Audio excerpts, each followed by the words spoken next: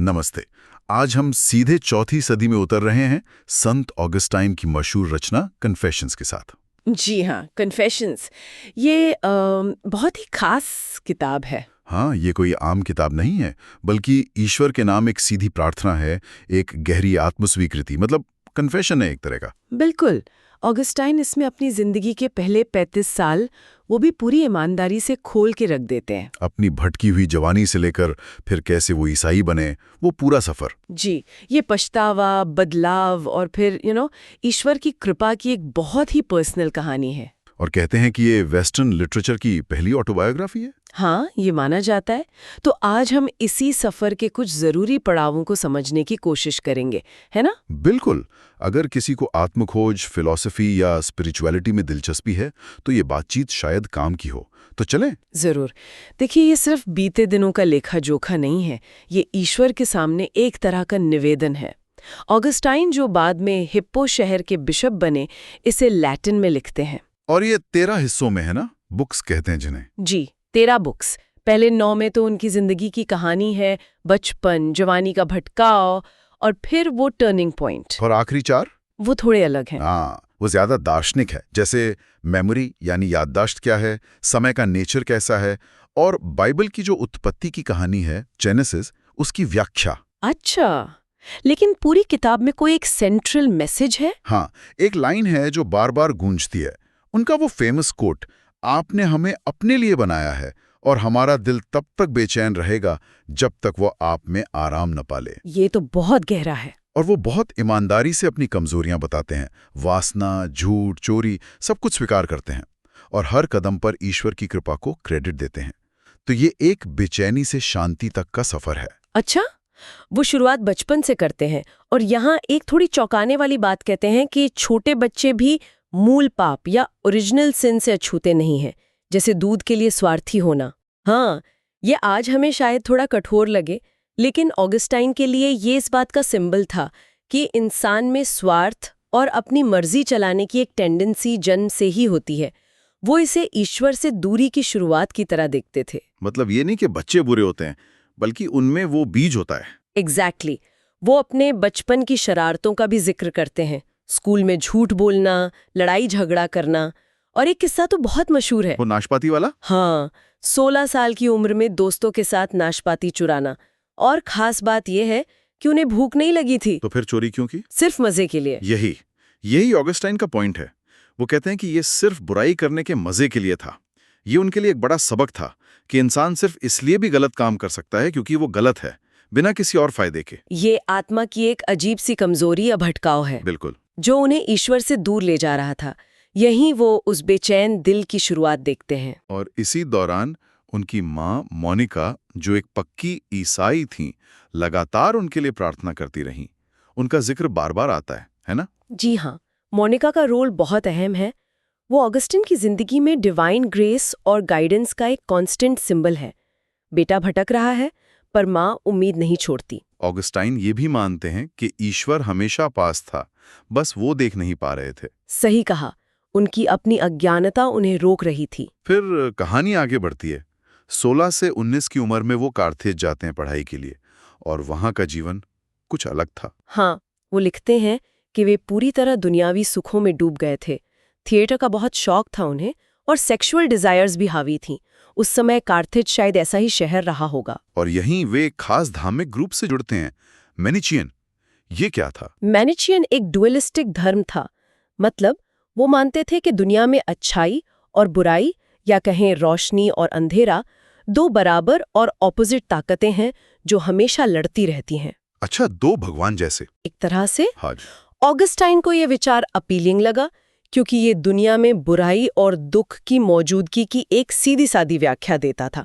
उन्हें लगा कि बुराई बाहर से आती है, किसी शैतानी ताकत की वजह से। लेकिन क्या इससे उन्हें सेटिस्फैक्शन मिला? आपने बताया था कि सिसरो की एक किताब ने उनमें सच की खोज की प्यास जगाई थी। हाँ, सिसरो की हॉर्टेंसियस ने उन्हें फिलॉसफी की तरफ खींचा था, लेकिन कई सालों तक वो मैनिशियन विचारों में ही फंसे रहे। इसी दौरान लगभग 19 से 28 की उम्र तक उनकी एक प्रेमिका भी थी, जिनसे उन्हें एक बेटा हुआ, आडियोडाटस। लेकिन फिर एक घटना होती है जिसने उन्हें हिला दिया, उनके दोस्त की मौत। जी, उनके एक बहुत करीबी दोस्त की अचानक मौत हो जाती है। इसका उन पर गहरा असर हुआ। इसने उन्हें बिल्कुल तोड़ दिया। क्या सोचने लगे वो लाइफ की मीनिंग पर सवाल उठाने लगे। अगर जीवन इतना छोटा है, अचानक खत्म हो सकता है, तो इसका मतलब क्या है? वो लिखते हैं, मैं जिंदा हूं पर इसका मतलब क्या है? ये घटना उन्हें अस्तित्व, मौत, आत्मा जैसे गहरे सवालों की तरफ धकेल देती है। तो ये उनकी जवानी का एक कंफ्यूज दौर था, जुनून भी, भ्रम भी और सच की तलाश भी। बिल्कुल। और अक्सर पर्सनल दुख ही हमें ऐसे बड़े सवालों तक ले जाता है। तो मैनिचेन धर्म से उनका मोह भंग कब और कैसे हुआ, मतलब वो क्यों छूटा? लगभग 29 साल की उम्र में उन्हें धीरे धीरे लगने लगा कि मैनिचेन फिलॉसफी मतलब लॉजिकली कमजोर है। उनके गहरे सवालों के जवाब वहां नहीं मिल रहे थे। उन्हें उसमें इंटेलेक्चुअल गहराई नहीं मिली। तो उन्होंने छोड़ दिया। हाँ, उसे छोड़कर वो बेहतर मौकों की तलाश में पहले रोम गए और फिर मिलान। और मिलान में उनकी जिंदगी में एक और महत्वपूर्ण व्यक्ति आते हैं, बिशप एम्ब्रोस। जी हाँ, बिशप एम्ब्रोस उस समय के एक बहुत प्रभावशाली और विद्वान ईसाई लीडर थे। उनके जो प्रवचन थे, उनका ऑगस्टीन पर बहुत गहरा असर पड़ा। वो सिर्फ अच्छे स्पीकर ही नहीं थे, उन्होंने ऑगस्टीन को कुछ सिखाया भी। हाँ, उन्होंने ऑगस्टीन को बाइबल पढ़ने का एक नया तरीका सिखाया, रूपकात्मक व्याख्या, जिसे एलेगोरिकल इंटरप्रिटेशन कहते हैं। रूपकात्मक व्याख्या मतलब ये कि बाइबल की कहानियों या नियमों को सिर्फ लिटरल मीनिंग में न देखो, बल्कि उनके गहरे छिपे हुए स्पिरिचुअल मीनिंग को समझो। अच्छा, जैसे पुराने टेस्टामेंट की कुछ बातें जो ऑगस्टाइन को पहले थोड़ी वायलेंट या अजीब लगती थीं, एम्ब्रोस ने उन्हें एक नए स्पिरिचुअल नजरिए से समझाया। इससे ऑगस्टाइन के लिए ईसाई धर्म को बौद्धिक रूप से एक्सेप्ट करना आसान हो गया। और इसी दौरान एक और फिलॉसफी का असर हुआ, नियोप्लेटोनिज्म। जी, नियोप्लेटोनिज्म, खासकर प्लोटनस के विचारों ने ऑगस्टाइन को ईश्वर के नेचर को समझने में बहुत मदद की। इसने सिखाया कि ईश्वर कोई फिजिकल चीज नहीं है, बल्कि एब्स्ट्रैक्ट है, शाश्वत है, परम सत्य है, जिसे वो एक, द वन कहते थे। ये मैनिचेन विचारों से बिल्कुल अलग था। बिल्कुल। मैनिचेन तो ईश्वर को भी एक तरह की फिजिकल रोशनी मानते थे। नियोप्लेटोनिज्म ने उन्हें ईश्वर की एकता और नॉन फिजिकल होने का एक इंटेलेक्चुअल फ्रेमवर्क दिया। लेकिन ये भी काफी नहीं था उनके लिए, इसमें कुछ कमी लगी। हाँ, नियोप्लेटोनिज्म ने उन्हें ईश्वर के स्वरूप के बारे में तो बताया, पर उन्हें पर्सनल सैल्वेशन का रास्ता, मतलब पापों से छुटकारा कैसे मिले, ये नहीं बताया। उसमें ईसा मसीह या ईश्वर की पर्सनल कृपा जैसी कोई बात नहीं थी। वो ज्ञान पर जोर देता था, पर ऑगस्टाइन को प्यार, समर्पण और मदद की जरूरत महसूस हो रही थी। तो मतलब दिमागी तौर पर वो ईसाई धर्म के करीब आ रहे थे, पर दिल या इच्छा शक्ति कहीं और अटकी थी। एग्जैक्टली। उनका जो अंदरूनी संघर्ष था वो अब पीक पर था। एक तरफ स्पिरिचुअल ज्ञान की प्यास थी, ईश्वर को पाने की इच्छा थी, और दूसरी तरफ उनकी पुरानी आदतें, खासकर बॉडीली डिजायर्स या लस्ट, उन्हें जकड़े हुए थी। वो खुद लिखते हैं, मैं ईश्वर को चाहता था पर शरीर ने मुझे नीचे खींचा। ये एक भयानक कश्मकश थी। और यहीं पर बुक 7 में वो बुराई की समस्या पर अपने फेमस निष्कर्ष पर पहुंचते हैं। जी हाँ, वो मैनिचेन विचार को पूरी तरह रिजेक्ट कर देते हैं कि बुराई एक अलग ताकत है। इसके बजाय वो कहते हैं कि बुराई अपने आप में कुछ नहीं है, बल्कि ये अच्छाई का अभाव है, प्राइवेशन ऑफ गुड। अच्छाई का अभाव, इसे थोड़ा और समझाएंगे? जैसे अंधेरा अपने आप में कुछ नहीं है, वो सिर्फ रोशनी का न होना है। या जैसे बीमारी अपने आप में कुछ नहीं, वो सेहत का न होना है। वैसे ही ऑगस्टाइन के अनुसार बुराई तब होती है जब कोई चीज़ या व्यक्ति अपनी नेचुरल अच्छाई से भटक जाता है या उसमें कमी आ जाती है। ये ईश्वर की बनाई अच्छी दुनिया का बिगड़ जाना है, न कि कोई बराबर की बुरी ताकत। ये उनके लिए एक बड़ी इंटेलेक्चुअल ब्रेक थ्रू थी। बिल्कुल। इसने ईसाई धर्म की ओर उनका रास्ता और साफ कर दिया। तो अब इंटेलेक्चुअल बाधाएं हट गईं, पर इमोशनल स्ट्रगल बाकी था। और यही हम बुक 8 पर आते हैं, जो शायद कन्फेशंस का सबसे ड्रामेटिक हिस्सा है। सही कहा, ये इमोशनल पीक है। ऑगस्टाइन अब पूरी तरह से ईसाई बनना चाहते हैं। वो मान चुके हैं कि यही सच है, लेकिन उनकी विल पावर जवाब दे रही है। वो पुरानी आदतों, खासकर लस्ट की जकड़न से छूट नहीं पा रहे। हाँ, वो इसे दो इच्छाओं का संघर्ष कहते हैं। एक आत्मा की इच्छा जो ऊपर जाना चाहती है, और दूसरी शरीर की इच्छा जो नीचे खींचती है। उन्हें दूसरों की कन्वर्जन स्टोरीज जैसे विक्टोरियंस की कहानी इंस्पायर तो करती हैं, पर वो खुद फैसला नहीं कर पा रहे। जी, वो महसूस करते हैं कि सिर्फ जानना काफी नहीं है, बल्कि पूरी इच्छा शक्ति से उसे अपनाना पड़ता है। और यहीं वो मशहूर बगीचे का क्षण आता है।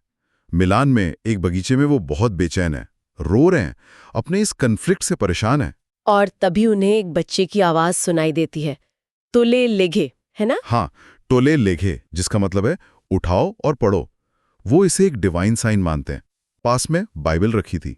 उन्होंने उठाई और खोली। जी, और जो पहला पन्ना खुला वो था प्रेरित पौलुस का रोमन्स के नाम लेटर, चैप्टर 13 वर्स 13। और उसमें क्या लिखा था? ऐसा क्या था उसमें?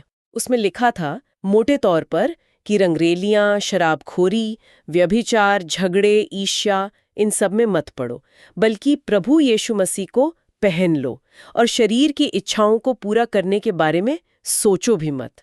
और बस यही वो पल था, एकदम से यही वो मोमेंट था। ऑगस्टीन लिखते हैं कि जैसे उन्होंने ये पढ़ा, उनके मन के सारे शक, सारा अंधेरा दूर हो गया, जैसे शांति की एक रोशनी उनके दिल में उतर आई हो। उनका इरादा पक्का हो गया। उन्होंने उसी वक्त फैसला कर लिया। हाँ, उसी क्षण अपनी पुरानी जिंदगी को छोड़ने और बपतिस्मा लेने का फैसला कर लिया। ये वाकई कमाल का मोमेंट है। ये दिखाता है कि बदलाव सिर्फ लॉजिक से नहीं, बल्कि किसी एक्सपीरियंस या ग्रेस के मोमेंट से भी आ सकता है। बिल्कुल, ये वेस्टर्न क्रिश्चियन थॉट में कन्वर्जन का शायद सबसे पावरफुल सिंबल है।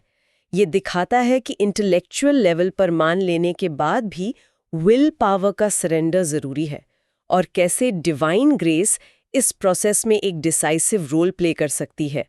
वो बच्चा, वो आवाज, वो खास लाइन, ऑगस्टाइन के लिए ये महज कोइंसिडेंस नहीं था, बल्कि ईश्वर का सीधा इंटरवेंशन था। इसके बाद बुक 9 में वो अपने बैप्टिज्म का जिक्र करते हैं, जो उन्हें बिशप एम्ब्रोस से मिलता है, और इसी हिस्से में उनकी माँ मोनिका की डेथ का भी जिक्र है। हाँ, ये बहुत ही टचिंग पार्ट है। ऑगस्टाइन के बैप्टिज्म के कुछ ही समय बाद, जब वे अफ्रीका लौटने की तैयारी कर रहे थे, मोनिका की ऑस्ट्रिया में डेथ हो जाती है। उन्होंने अपनी पूरी जिंदगी बेटे के कन्वर्जन के लिए प्रार्थना की थी, और उनकी वो इच्छा पूरी हो गई थी। जी हाँ, अपनी ये इच्छा पूरी होते देखकर उन्होंने बहुत शांति से दुनिया छोड़ी।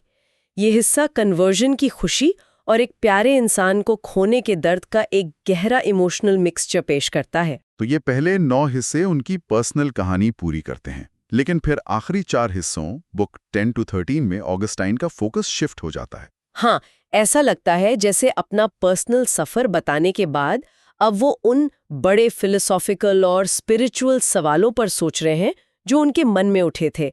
वो अब दुनिया, ईश्वर और खुद को एक नई नजर से देख रहे हैं। बुक 10 मेमोरी पर है। वे मेमोरी को एक बहुत बड़ा महल या ईश्वर का घर जैसा बताते हैं। ये क्या है? ये बहुत इंटरेस्टिंग है।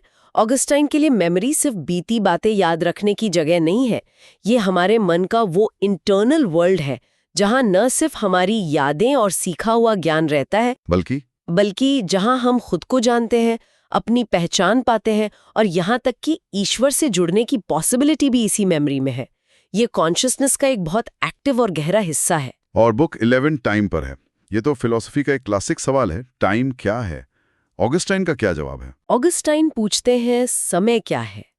अगर कोई मुझसे न पूछे तो मैं जानता हूँ, अगर कोई पूछे और मैं समझाना चाहूँ तो मैं नहीं जानता।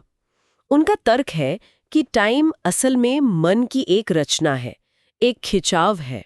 मन की रचना कैसे? देखिए, पास्ट अब है नहीं, फ्यूचर अभी आया नहीं, और प्रेजेंट पलक झपकते ही पास्ट बन जाता है। तो टाइम का एक्सपीरियंस असल में हमारे मन में होता है, फ्यूचर की उम्मीद के रूप में, प्रेजेंट के ध्यान के रूप में, और पास्ट की मेमोरी के रूप में। ये सुनने में काफी मॉडर्न लगता है। वाकई। और फिर बुक 12 और 13 में वे बाइबल की पहली किताब जेनेसिस की व्याख्या करते हैं। जी, वो क्रिएशन की कहानी को सिर्फ लिटरली नहीं देखते, बल्कि उसकी रूपकात्मक या स्पिरिचुअल इंटरप्रिटेशन करते हैं। वो उसके गहरे अर्थ खोजते हैं। कोई उदाहरण? मिसाल के तौर पर, वो आकाश या फर्मामेंट को पवित्र शास्त्रों यानी बाइबल का प्रतीक मानते हैं, जो ईश्वर और इंसानों के बीच है, और जमीन को चर्च या बैप्टाइज्ड लोगों का प्रतीक, जो स्पिरिचुअली फ्रूटफुल हैं। तो इन आखिरी किताबों का मकसद क्या है? वे अपनी कहानी से हटकर इन विषयों पर क्यों बात कर रहे हैं? ये दिखाते हैं कि ऑगस्टाइन का कन्फेशन सिर्फ पापों का इकबाल नहीं है, बल्कि ईश्वर की तारीफ, कन्फेशन एज प्रेज, और सत्य की खोज, कन्फेशन ऑफ फेथ भी है। वो ह्यूमन एग्जिस्टेंस, ईश्वर और क्रिएशन के बड़े सवालों से जूझ रहे हैं। मेमोरी, टाइम, क्रिएशन, इन सब पर सोचकर वे ये समझने की कोशिश कर रहे हैं कि इंसान का ईश्वर से क्या रिश्ता है। और यहाँ भी वो अपनी सेंट्रल थीम पर वापस आते हैं। बिल्कुल, इन फिलोसॉफिकल गहराइयों में भी वो घूम फिरकर उसी विचार पर आते हैं, हमारा दिल तब तक बेचैन रहेगा जब तक वो आप में आराम न पाले। ये अंतिम किताबें उस आराम की इंटेलेक्चुअल और स्पिरिचुअल समझ को इस्टेब्लिश करती हैं। इस किताब का असर क्या रहा है? आपने शुरू में कहा था कि ये पहली वेस्टर्न ऑटोबायोग्राफी है। जी हाँ, इसका इम्पैक्ट ज़बरदस्त और परमानेंट रहा है। इसने सेल्फ एनालिसिस और पर्सनल एक्सपीरियंस को लिटरेचर का एक सीरियस सब्जेक्ट बनाया। इसने ना सिर्फ क्रिश्चियन थियोलॉजी और फिलॉसफी को गहराई से प्रभावित किया, जैसे original sin, divine grace, will power, जी इन सब पर उनके विचार। हाँ, ये सब आज भी बहस का हिस्सा हैं, बल्कि बाद के अनगिनत थिंकर्स, फिलोसोफर्स और राइटर्स पर भी इसकी छाप है, जिन्होंने एग्जिस्टेंस, टाइम, कॉन्शियसनेस और ईश्वर से जुड़े सवालों पर काम किया। और क्या ये आज भी रेलेवेंट है? आज की दुनिया में एक चौथी सदी के संत की ऑटोबायोग्राफी का क्या महत्व हो सकता है? बिल्कुल रेलेवेंट है, क्योंकि ये जिन ह्यूमन एक्सपीरियंसेस की बात करती हैं, अपनी कमियों से जूझना, मीनिंग की तलाश करना, भटका हुआ महसूस करना, प्यार और नुकसान का दर्द, एक बड़े बदलाव की इच्छा रखना, ये सब यूनिवर्सल हैं। ये किसी भी समय, किसी भी कल्चर के रीडर को छू सकते हैं। जी, भारत जैसे देश में भी जहां आत्मचिंतन, भक्ति और गुरु की खोज की अपनी लंबी और रिच ट्रेडिशंस है, ऑगस्टाइन की यात्रा से जुड़ाव महसूस हो सकता है। कैसे? क्या समानताएं हैं? मुझे लगता है ऑगस्टाइन की ईमानदारी, अपने स्ट्रगल्स को खुलकर मानना, सच के लिए उनकी बेचैनी और ईश्वर के प्रति उनका गहरा डिवोशन, ये बातें इंडियन स्पिरिचुअल ट्रेडिशन से भी मेल खाती हैं। बेशक फिलोसॉफिकल और रिलीजियस फ्रेमवर्क्स अलग है, लेकिन वो जो बेसिक ह्यूमन क्वेस्ट है वो बहुत मिलती जुलती है। क्या इसकी कोई आलोचना भी होती है? हाँ, कुछ लोग इसे जरूरत से ज्यादा सेल्फ सेंटर्ड मान सकते हैं या इसके कुछ धार्मिक निष्कर्षों से सहमत नहीं हो सकते हैं, लेकिन इसका जो परमानेंट वैल्यू है वो शायद इसी में है कि ये स्पिरिचुअल ग्रोथ के एक कॉम्प्लेक्स, ईमानदार और साइकोलॉजिकली बहुत गहरे रास्ते को दिखाती है। तो अगर हमें इस पूरी चर्चा से कुछ मेन टेकअवेज निकालने हो तो वो क्या होंगे? मेरे ख्याल से कुछ मुख्य बातें ये हैं। पहला, पश्चाताप में एक ताकत है, क्योंकि ये हमें अपनी कमियों का सामना करने और मदद मांगने की हिम्मत देता है। दूसरा, जीवन में बदलाव के डिसाइसिव मोमेंट्स आ सकते हैं, अक्सर अनएक्सपेक्टेडली, जैसा ऑगस्टाइन के साथ बगीचे में हुआ। तीसरा, टाइम और मेमोरी। हाँ, टाइम और मेमोरी सिर्फ दिमागी कसरत नहीं है, बल्कि ये हमारे एग्जिस्टेंस को शेप देते हैं और इन पर सोचना सेल्फ नॉलेज के लिए ज़रूरी है। और आखिर में शायद सबसे अहम कि आत्मा की गहरी बेचैनी का हल अक्सर किसी हायर ट्रूथ या ईश्वर के साथ स्पिरिचुअल कनेक्शन में मिलता है। तो संत ऑगस्टाइन की कन्फेशंस हमें एक ऐसे सफर पर ले जाती है जो अंधेरों से शुरू होकर रोशनी में पहुंचता है। ये एक इंसान के गहरे आत्मविश्लेषण और ईश्वर के साथ उसके रिश्ते की कहानी है जो लगभग 1600 साल बाद भी गूंजती है। सही कहा। उनकी पूरी खोज का सार शायद यही है कि सच्ची शांति या आराम बाहरी चीज़ों या टेम्पररी सुखों में नहीं, बल्कि इनर स्टेबिलिटी और उस परम सत्ता के साथ जुड़ने में है जिसे वे ईश्वर कहते हैं। यहाँ पर एक विचार छोड़ा जा सकता है सोचने के लिए। जी, ऑगस्टीन ने मेमोरी को एक इंटरनल महल कहा था, जहाँ सिर्फ पास्ट दर्ज है, बल्कि ईश्वर से मिलने की पॉसिबिलिटी भी है।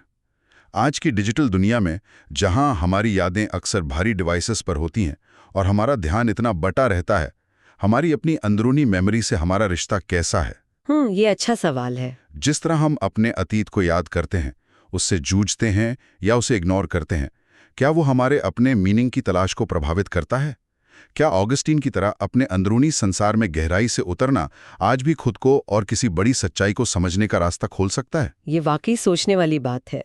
शायद हम सबके जीवन में ऐसे पल आते हैं जिन्हें हम अपना बगीचे का क्षण कह सकते हैं, जब दिशा बदल सकती है। ऑगस्टीन की कहानी हमें उन क्षणों को पहचानने और उनके महत्व को समझने के लिए जरूर प्रेरित करती है।